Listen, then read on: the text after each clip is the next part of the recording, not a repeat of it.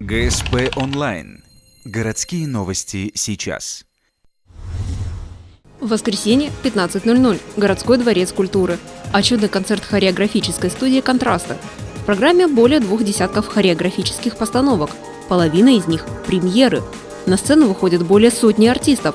У каждого номера свое настроение, свой особенный смысл.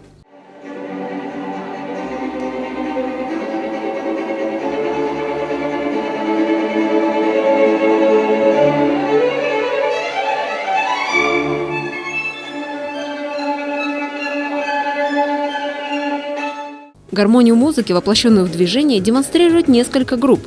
Самым младшим участникам коллектива – 4 года, старшим – 18. У каждой возрастной группы по-новому одному или два танца.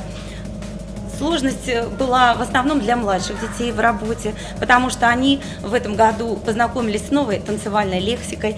Им пришлось ее не просто запомнить, но и освоить, научить тело двигаться в согласии с правилами танца.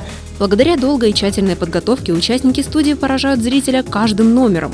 И не только изысканной хореографией, отточенной техникой и пластикой тела, но и экспрессией, которой они заряжают каждого любителя танцев.